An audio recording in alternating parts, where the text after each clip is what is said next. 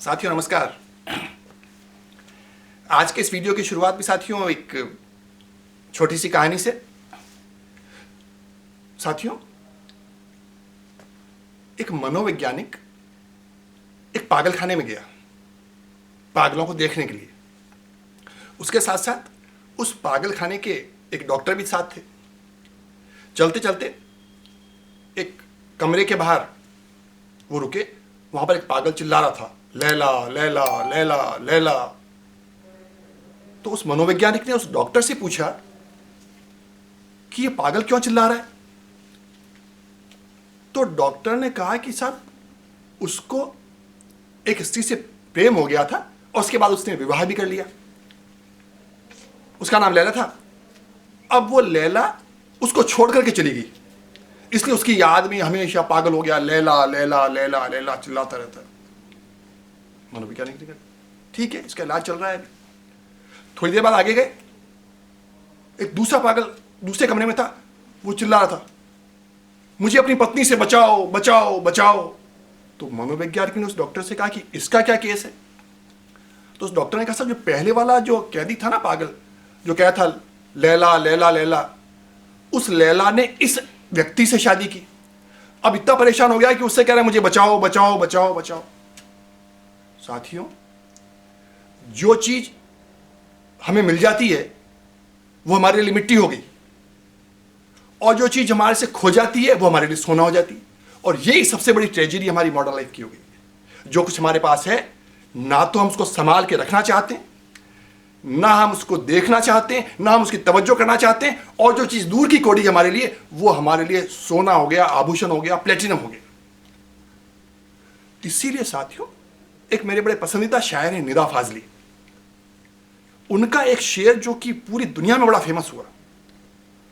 उन्होंने कहा कि दुनिया जिसे कहते हैं वो जादू का खिलौना है, दुनिया जिसे कहते हैं वो जादू का खिलौना है, मिल जाए वो मिट्टी है और खो जाए वो सोना है। और इसी ट्रेजेडी में हम रात और दिन आंसू बहाते रहते हैं। साथियों, इसी बात को नीरज ने अपने एक दूसरे शेर में कहा। उस शेर को भी सुनिए, आपको बड़ा अच्छा लगेगा। नीरज ने कहा कि दुनिया क्या है, दुनिया क्या है, एक वहम है शबनम में मोती होने का। दुनिया क्या है, एक वहम है शबनम में मोती होने का, और जिंदगानी है जैसे पीतल पर पानी सोने का। तो साथियों, इसीलिए कहते हैं कि बहुत कुछ दिया है भगवान ने आपको, बहुत कुछ दिया ईश्वर ने आपको। अगर आप उसको संभाल के रख लें, उसकी इज्जत कर लें, तो आपकी जिंदगी स्वर्ग हो जाएगी। मैं साथियों आपको एक उदाहरण दे रहा हूं। उदाहरण नहीं, वो यथार्थ की घटना है। साथियों, बेंगलोर में एक महिला ने अपने आंख का, लेफ्ट आई का ऑपरेशन करवाया। जब ऑपरेशन करवाया तो डॉक्टरों की लापरवाही से वो ऑपरेशन बिगड़ गया। 98% उसका विजन चला गया। उसने हाईकोर्ट में अपील की, 5 साल तक केस चला, और बाद में हाईकोर्ट ने माना कि वास्तव में चिकित्सकों की लापरवाही की वजह से औरत की आंख चली गई। और हाईकोर्ट ने कहा कि इस महिला को 20 लाख रुपए का हर्जाना दिया जाए। साथियों, एक आंख, 98% विजन चला गया, और हाईकोर्ट ने कहा कि इसको 20 लाख रुपए का हर्जाना दिया जाए। मैं आपसे एक सवाल पूछना चाहता हूं साथियों, क्या आप इस डील को स्वैप करना चाहेंगे? स्वैप करने का मतलब 20 लाख रुपए आपको मिल जाए और एक आंख आप उसको दे दें। नहीं करना चाहेंगे ना? पता लगा हमारे पास क्या क्या है, किस तरह की अकूत संपत्ति है। अब मैं आपको दूसरा उदाहरण दे रहा हूं, फिर एक यथार्थ का उदाहरण है। 3 साल पहले कैलिफोर्निया में एक औरत उतर रही थी एयरपोर्ट से। तो हुआ क्या कि जो ही एयरपोर्ट पर रनवे पर विमान उतरा, जब उसने लैंड किया तो इतना जबरदस्त लैंड किया कि उसकी औरत की रीढ़ की हड्डी में जर्क आ गया। और वो जर्क कितना जबरदस्त हो गया कि उसकी रीढ़ की हड्डी खराब हो गई साथियों। जब उसकी रीढ़ की हड्डी खराब हुई तो वहां के फेडरल कोर्ट ने कहा कि इसको $3 लाख का मुआवजा दिया जाए।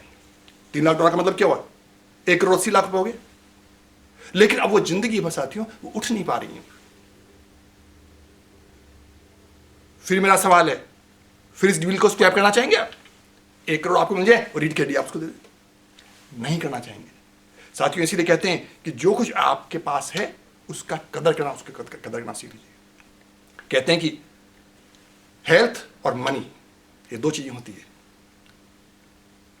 आपके पास मेंटल हेल्थ है, फिजिकल हेल्थ है, इमोशनल हेल्थ है, सब कुछ परफेक्ट चल रहा है, बहुत बड़े संपत्ति वाले हैं आप।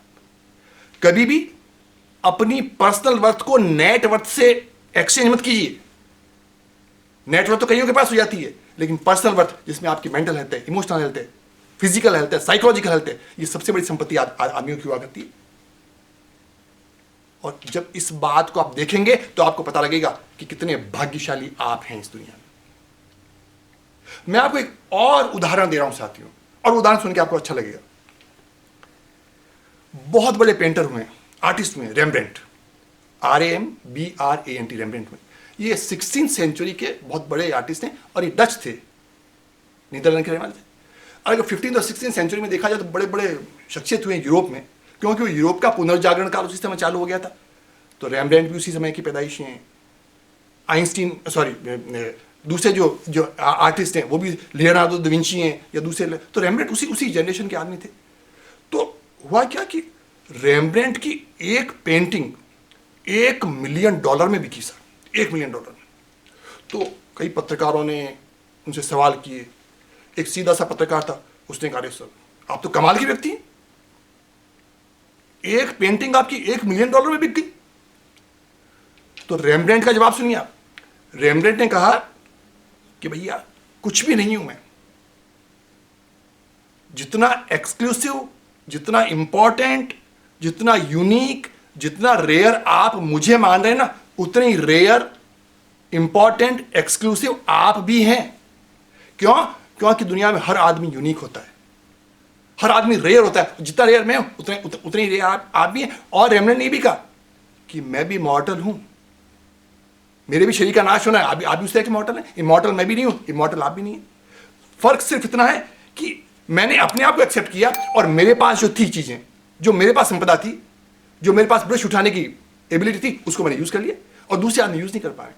तो साथियों कहते हैं कि जो आप हैं, जो आपके पास संपदा है, उसको एक्सेप्ट कीजिए, उसको तराशते रहिए, उसको निखारते रहिए। और होता है क्या कई बार कि जब हम उसको तराशते नहीं, निखारते नहीं, संभालते नहीं, तो कुछ समय बाद उस संपदा भी हमारे यहां से गायब होने लग जाती है। और इसलिए साथियों कहते हैं कि अपनी लाइफ में हमेशा कंट्रीब्यूट करते रहिए।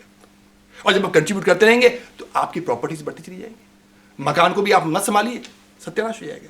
आपकी जो मेंटल, फिजिकल, इमोशनल एबिलिटीज है उनको आप नहीं संभालेंगे, सत्यानाश हो जाएगा। और उसमें जो पहली जो चीज मैं बताना चाह रहा हूं कि आप किस तरह से अपनी लाइफ में कंट्रीब्यूट कर सकते हैं। पहली बात, आपकी रीडिंग स्किल्स को बरकरार रखिए, अच्छा रखिए।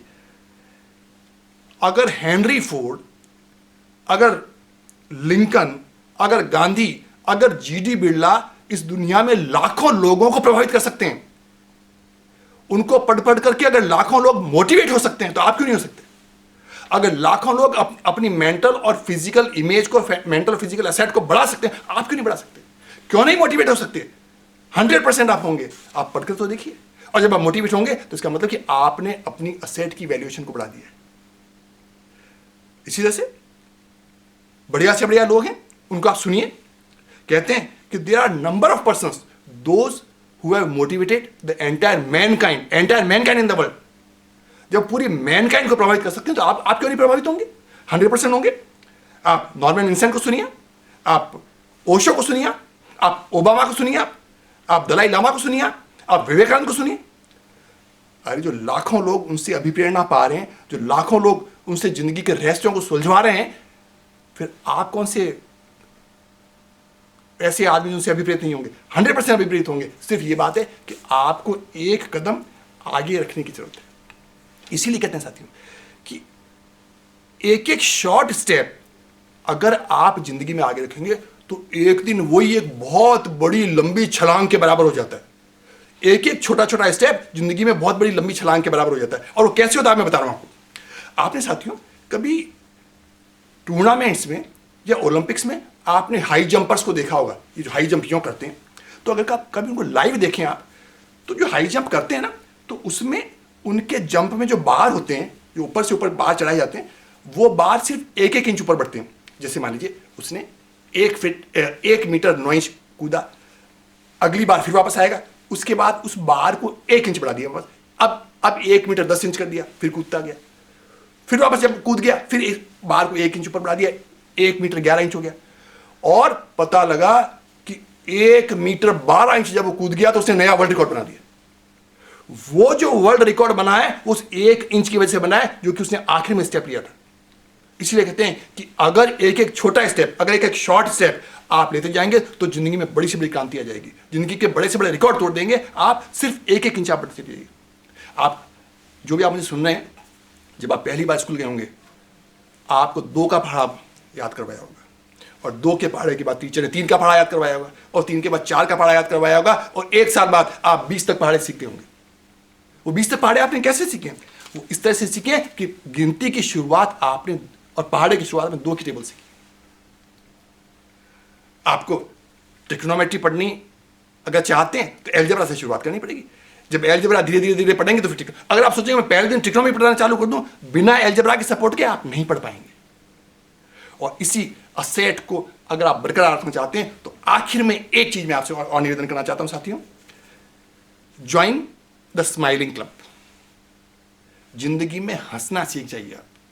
होता क्या साथियों, मैं